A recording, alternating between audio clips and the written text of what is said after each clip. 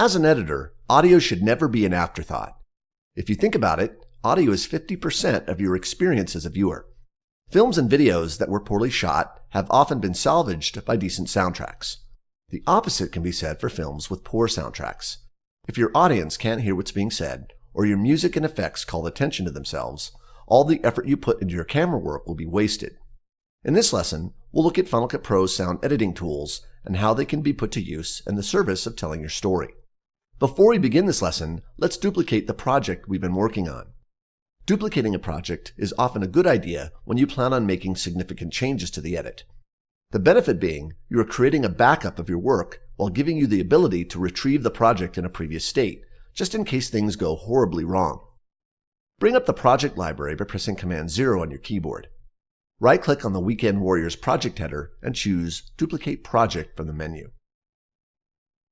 A window will appear giving you 3 options for how you want Final Cut Pro to manage the project and its associated media. The first option, Duplicate Project Only, will create a copy of the project in your project library, but all the media that the project references will remain in its current location. In other words, this option creates a project pointer to the media in the Events library in the Finder. In almost every case where you simply want to create a backup of your project without duplicating media, this is the option you should choose.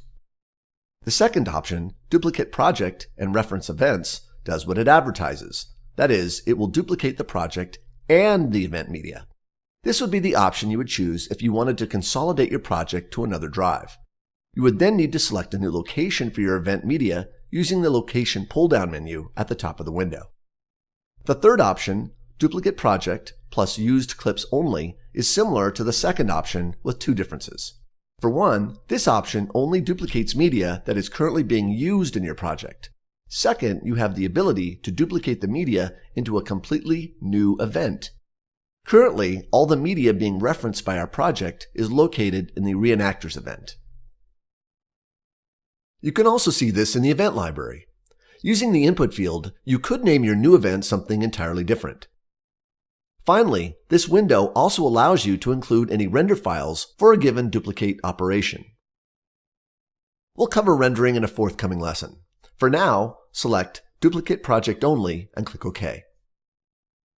In the project library, the project is duplicated and the name is appended with the words FCP1 in parentheses. Let's change the name to something more meaningful. Click on the name until it highlights. Remove the FCP1 and add the words Audio Mix to the name and press Return. Double-click the project to load it into the timeline and press Shift-Z to fit the clips to the window.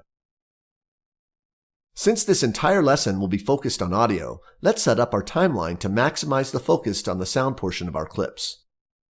In the Clip Appearance window, choose the second button from the left. From the View menu, choose Expand Audio-Video Clips for All.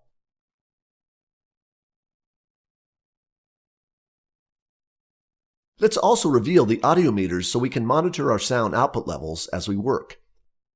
At the far right of the dashboard, click the audio meter graphic to reveal the full-scale meters in the lower right of the timeline.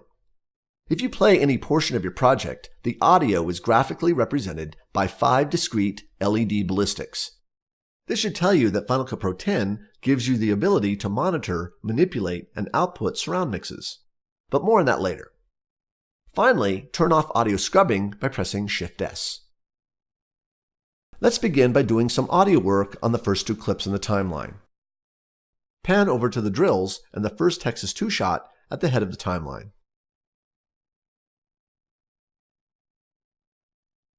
For this first edit, we're going to extend the audio of the marching Union soldiers under the shot of the 2 Confederate soldiers. In other words, we're going to create a split edit. With your selection tool active, select the outgoing audio portion of the drills clip, then drag to the right. The audio for the first Texas 2 shot automatically yields the right-of-way by dropping below the clip we're extending. This is Final Cut Pro's new magnetic timeline in action. Drag until the tooltip reads roughly 9 seconds. Remember, you can also use your comma period keys to nudge the edit point right or left. Now that we have some overlap, let's fade out the audio of the soldiers to match the duration of the overlap. Whenever your mouse enters an audio clip, 2 dots appear in the upper corners. These dots are called fade handles. Position your mouse over the fade handle at the end of the clip and drag to the left. Drag until the handle is aligned with the start of the audio for the first Texas 2 shot.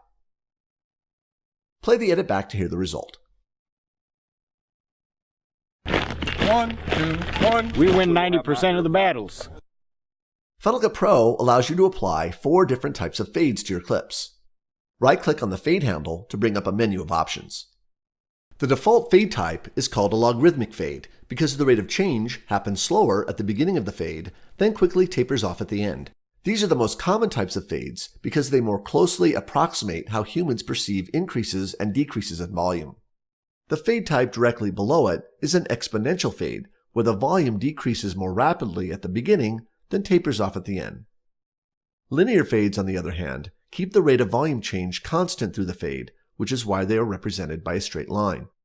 And finally, S-curve fades start out slowly, speed up in the middle of the fade, then slows down again at the end. Set the fade type to +3 dB log fade. Let's make a volume change to the first clip in the timeline, then paste the volume to the second clip. Press the home key, then the space bar to play back the first 2 clips while watching the meters. 1, 1, 2, 1. We win 90% of the battles. The audio meters reveal that both these clips are pushing 0 dB. We'll need to lower the volume of these clips to meet broadcast standards. Move your mouse pointer over the thin black line in the drill's audio waveform. This line is called the volume bar. When you see the resize icon, drag downward until the value reads -6 dB. To copy the volume and fade from this clip to the next clip, select the clip, then from the Edit menu choose Copy. Now select the first Texas 2 shot, then go back to the Edit menu and choose Paste Effect or press Option-Command-V. The volume and the fade from the first clip is pasted to the second and the waveform reacts to the change. Now play the next 2 clips in the timeline.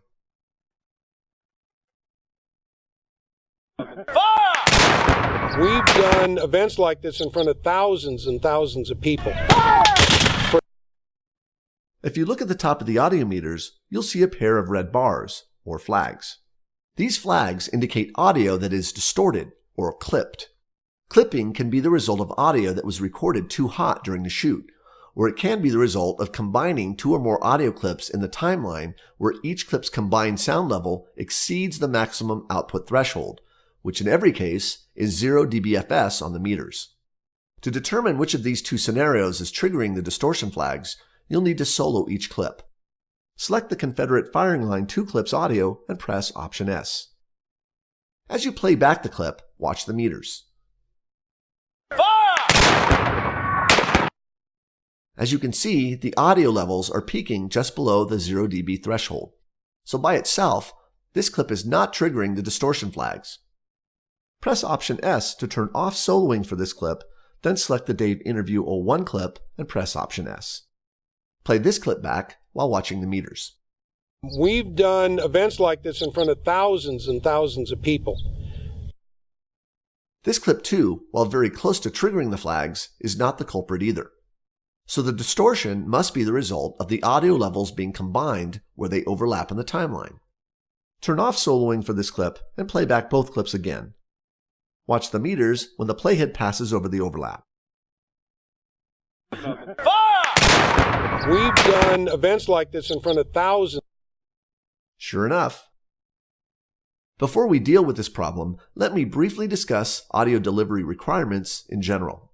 Optimal sound levels depend largely on the format you're mastering to. In digital mastering, you must monitor for peaks, which is the loudest point your project reaches, and you must also master for average volume. The average volume is important because this is the overall subjective volume of your entire program.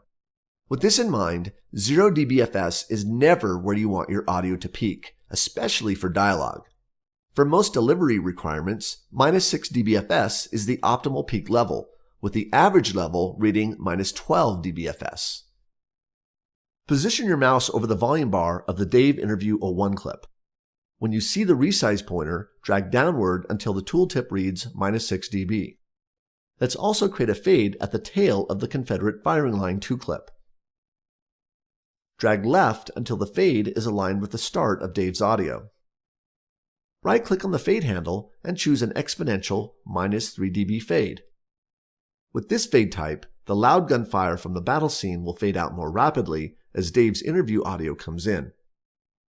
Play the two clips back and you'll notice the red flags do not reappear in the meters and the fade out sounds perfectly natural. We've done events like this in front of thousands and thousands of people. You can also adjust the volume of the clip in the audio inspector. Select the next Dave interview clip, then click the inspector button at the far right of the interface, or press Command 4. A pane is revealed with options for controlling video and audio. We'll look at these in more detail as we progress through the tutorial. For now, click the audio button to reveal the audio properties. You can control the overall clip volume with this slider. As you drag, the waveform display on the clip reacts to your volume adjustments. You can also enter a precise value.